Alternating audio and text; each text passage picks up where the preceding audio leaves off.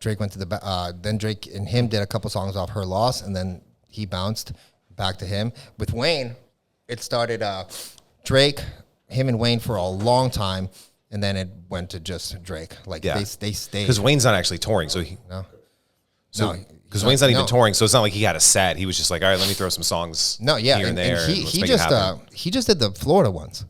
Yeah. He lives here. Like Who was it? It was supposed to be Cole, right? Yeah, Jay. Injured or I just sick couldn't or make the dates. Couldn't make it? You know, like they say yes. He's so and then busy. Like, yeah, I can't make it. I can't do that thing. Do you see the beef? Kendrick Lamar just doing a diss song about both of them.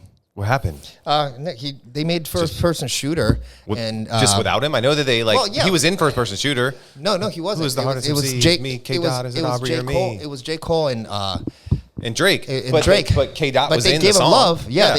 And he was like, "No, fuck you guys. There's no big three. It's just Big Me." And he just talked like complete shit about them on a song. So I'm sure they're both gonna come back. I actually think both of them can bury his ass because Drake's a good battle rapper. He just does pop because he's the smartest person. Because he's like, this makes the most money, you idiots. Right. You know, which is a great segue into whether we keep that intro or not, but like world building, right? Is like Drake understands how to get distribution. Get your own right? Use media to get distribution, right? And he knows the more pop songs that I build, the more distribution I'm going to get, the more, because distribution, radio stations, YouTube, MTV, if that still exists. Impressions. Right? It's impressions. And he knows the game of getting impressions and then social and then that whole side. And then it allows him to sell out arenas. It allows him to create brand. It allows him to do all these things. Like he's built a world, but it starts with making great music, which we talk about all the time. Making something for the total addressable market, which is everyone. That's for him. That's why he goes more pop.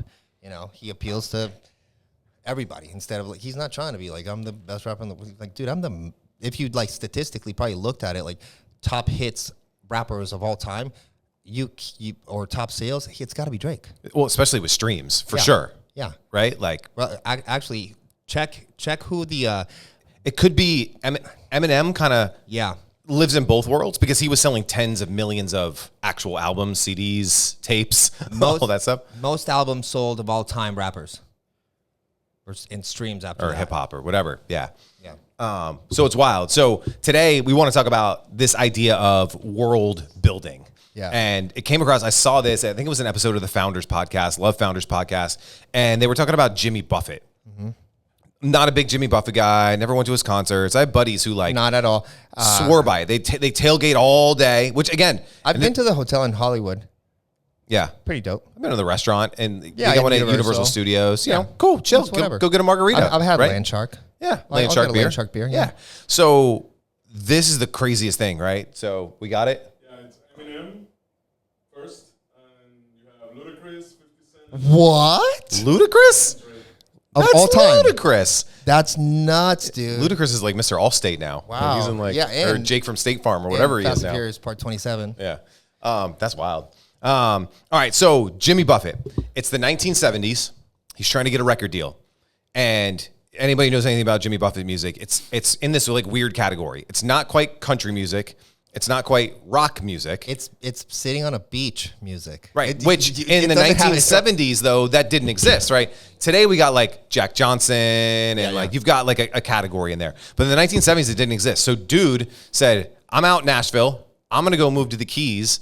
And I'm going to build a world around what it is that I want to do. It's like Jamaican country. That's a good one. I like that. So dude moves down to the Keys and starts building a world around what it is that he does. And he put himself at the center of the world. I love this kind of concept. So he started making his own music for people that were going down to the Keys who wanted to just lounge on a boat, do some fishing, do some drinking, chill out, like whatever there was. Music takes off. 1977, Margaritaville comes out.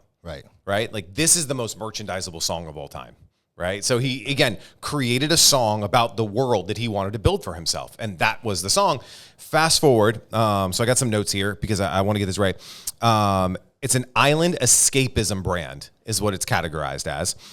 He is the chairman of Margarita Holdings, LLC. It started in 1977. He, at the time of his passing, he had a 28% stake in it. He turned that one song into a world that included resorts, restaurants, casinos, cruises, merchandise, His business acumen landed him on the Forbes billionaire list. And when he passed away at 76 years old, he had an estimated wealth of $1 billion. Also alcohol. Because land shark. Yeah. And so, but what's the thing that we always talk about is if he didn't create that one song, but it's not even the one song. Like, it's name another, I mean, unless you're a buff, name another Jimmy Buffett song.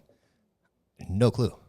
I don't know any. And again, we're not fans. I'm right, sure right. you as a Jimmy Buffett fan, course, right? But that's different. But what this is cool because this is what we talk about all the time. He created media, so video, podcasts, whatever there was, and then he created distribution for it. Back then, radio stations, concerts, TV shows, getting on the late night shows, like all of this, built distribution for that. And because he had distribution, he can sell anything. That's nuts. That's crazy that he had that vision at that age. Like in that, by age, I mean like the 70s. But this plan didn't exist. Like there was no blueprint. He is the blueprint. 100%. Like now Jay-Z, all these people, honestly, to a degree, like he's the GOAT because they all follow the same system, right? They're like, boom, I'm going to make videos and I'm going to sell Ciroc and I'm going to do merchandise and I'm going to put it all on my shows and whatever the case, right? Like that's the play, man. And people don't understand that when we talk about a Jay-Z or Jimmy Buffett, they're like, yeah, but that's them. But it wasn't. Like they were nobody too. Right. Jimmy Buffett got kicked out of Nashville because no one wanted him. Right. That's all of us. No one wanted us, right? Like I created my own TV show about a decade ago because no one would give me a TV deal. So right. I'm going to do one myself. No one gave me a record deal at 18, so I created my own, right? And it's just this idea. Jesse Itzler did the same thing. Same thing.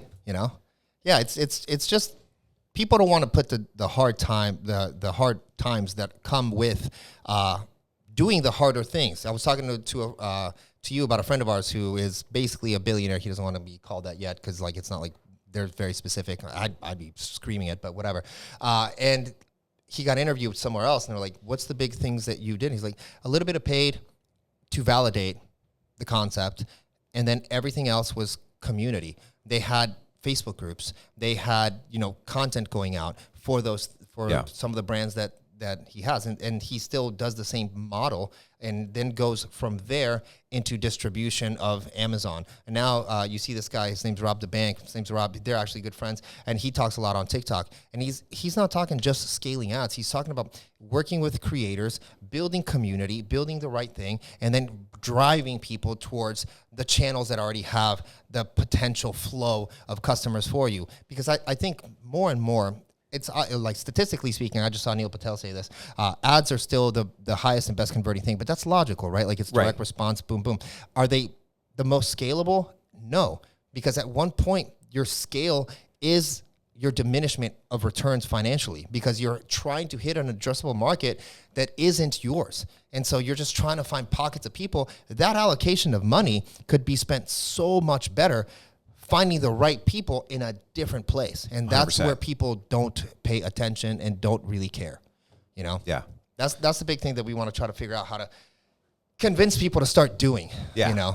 Well, let's talk about let's go through some more examples, right? So Jimmy Buffett, great one. You mentioned Jay-Z. Like this guy is the modern blueprint, right? Yeah. And so again, he's a billionaire. He is. And so I got this advice from Craig Ballantyne. I was doing a one-day consulting day with him, again, a long time ago. And he said that, Greg, you need to be Jay-Z the rapper before you become Jay-Z the mogul. And it was when I started running too fast, spreading myself too thin before I had a hit record. And that was like a light bulb moment for me because Jay-Z didn't start day one with a clothing brand and a vodka brand and, an R&B diva as a wife. Like he started as a hustler in the streets with Reasonable Doubt that, again, same as Jimmy Buffett, no one wanted it. So him and Dame and Biggs, pressed this album up themselves, did so well selling out of trunks that they went to Def Jam. He didn't never sign to Def Jam as an artist. Def Jam was distribution for Rockefeller Records. I didn't know that. Like, that's the play. I thought it became that. It ultimately, the first deal was just distribution. Oh, wow. Is Def Jam paid Rockefeller to distribute Reasonable Doubt, which then turned into a co-deal like down the ride. Yeah. But that's the craziest part is he started as, let me just make the best stuff that I can possibly make. And I think this is where media comes into play, where if you make the best newsletter, if you make the best podcast, if you make the best videos, but you with Jimmy Buffett and Jay and Drake and whoever, you got to have the best stuff. Yeah. And I think so many people come in with like, we're just going to do this like podcast thing. And like, I don't know, I'm going to interview the same people that everybody else interviewed. I'm going to do things the same way. And I'm going to hope that pops off. Yeah. And it never works that way. No. I was just talking to somebody who's a client now, and his content's kind of trash, right? And I was like, listen, he's been doing it for years. He's like, I don't know what's going on. I was like, you are not being presented in your own content. You're interviewing people about boring topics in a boring format that everyone already expects. Yeah, no wonder 2 years later there's nothing. No one knows anything about you. You're a vibe. You got a sick office. You're not presenting yourself. You're actually giving it away to somebody who isn't a speaker, has no professional speaking advice, wants to sound clear, concise, and specific about boring topics or their story, which no one gives a shit about your story 17 times after. Right. You know? Instead, drop the people. And if you do have guests, let's have a beer in this couch and talk how I'm asking questions or whatever, because people want that. People want to see like normal. This whole presentation now of anything, whether it's e-com or whatever, just trying to present yourself as the perfect Instagram thing, dude, Doesn't work. it's over. Like just be the people you see winning in a lot. I see a lot of people in e-commerce winning by actually just now talking on TikTok, no video edits, no nothing, no dancing on music, just like, this is my product, this is the warehouse, this is what we're trying to do, blah, blah, blah, bam, bam, bam. They're selling out because they're telling their story and they're building media for themselves. Yeah. And these guys aren't spending money on ads.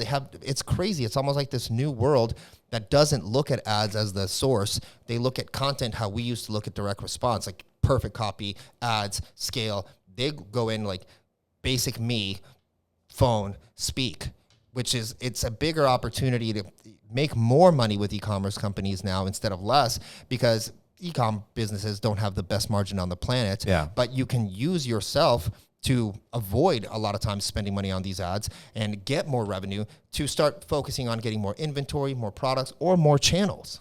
Yeah, that's what I think about, like go-to-market strategies, right? Because you're right, like most startup D2C brands, they don't have $10K a month for a retainer, and then $10K a month for ads, and then inventory, and staff, and fulfillment, and all this. And I think the one multiplier, the one piece of leverage that they have is what you just said.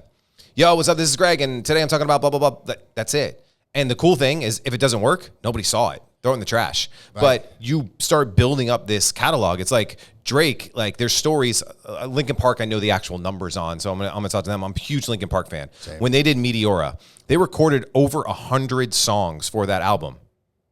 89 of them were trash. That's crazy. They kept 11 for the album, and I don't know if you just saw, they just put out the 20th year anniversary, yeah. and there was like 7 or 8 extra tracks on there. But that's the thing, is like, you gotta figure it out before you find that hit. Most people don't hit gold day one. Yeah. Most people's first album isn't Reasonable Doubt, right? Most people's first album is trash. And then you get better and you get better and you get better. And all of a sudden you have this product that's ready for the limelight. And the cool thing with social, if you put out a video and it flops on TikTok, who cares? Nobody saw it there, but there's this fear of like, I'm going to put this video out and that's it. That's going to be the end of me. And it's never People it's never take true. Themselves more serious than anyone else takes them. Yeah. And that's why they shy away from things. I always tell people, like, no one gives a shit who we are. And they'll forget about it tomorrow. Yeah. Right? What did you wear yesterday? You don't know. I have no clue. They forget about it 5 minutes later. Exactly, Forget tomorrow. Man. Yeah, like, and Logan Paul did some crazy stuff in Japan in that Murder Woods, right, or whatever. He's one of the biggest wrestling stars with the biggest, with $1 billion drink company. It's gonna be fine. No one cares. They all hate his brother for just trying to be a boxer. Right. Like, but also he's selling out arenas with Mike Tyson. Exactly. Like, and so, yeah, I think we take ourselves so seriously. And I joke about this all the time. Like, I hate watching myself on camera. Like when people send me edits of like this show to watch, they're like, watch it, let me know. I'm like, I can't watch myself, but I know it's fine. Like, I don't like because my voice. I'm my own. We're our own biggest critic. 100%. But like, 100%. there's no one watching this right now that is like, man, Los's voice is annoying. Wow, great. Like they're just like, all right, is that good shit? Is it not good shit? Is it good shit? Is it not good shit? And that's it. That's it. That's all that matters. Yeah, man. You guys got to put out more content, create more conversations. It's Brad Lee said this too. Like, dude, I just want to get in front of more people. It doesn't matter what I sell. I'll sell something. Yeah. And that's it, man. That's the big thing, is like, when you have this distribution, it allows you to do anything. So back to Jay, right? He puts out Reasonable Doubt. He puts out another platinum album, puts out another platinum album. Now he knows that at any point, if he wants to reach millions of people, all he has to do is what? Put out a song. And guess what? In that music video, what am I going to wear? My Rockaware. What am I going to have Dame Dash holding in the corner? My vodka. What are we going to have over here? Oh, that's my other brand. Oh, that's my other brand. So now he uses this distribution to sell whatever the hell that he wants to sell. It's like Logan can sell Prime because he has like him and KSI have so much distribution. Mr. Beast, chocolate makes no sense, but it makes perfect sense. Yeah. But like, dude does like these challenge-based shows and he sells chocolate. Why? $40 for chocolate. Yeah, dude, It's expensive. My kids eat, like we go to, every time we go It to actually 7-Eleven, it is we delicious. We just pack it. Yeah. But it's just, but they can sell anything because they have the distribution. Emma Chamberlain, coffee. Makes, to her early videos, makes no sense. Reese Witherspoon book club. Right. Billionaire off book club. You build the media, you build distribution arms, and that thing is at the center, right? It's a world, right? So think about like that's the sun. Yeah. And you have all these planets that orbit around the sun, but they're all attached to the sun. Like if there's no sun, we don't live. Yeah. So it's that thing. I think that like if Logan Paul stopped making content, Prime would still live on because of that's its own planet. Yeah. But in the early days, like he was the distribution arm pushing people out He for it. could Like, not make videos about Prime anymore.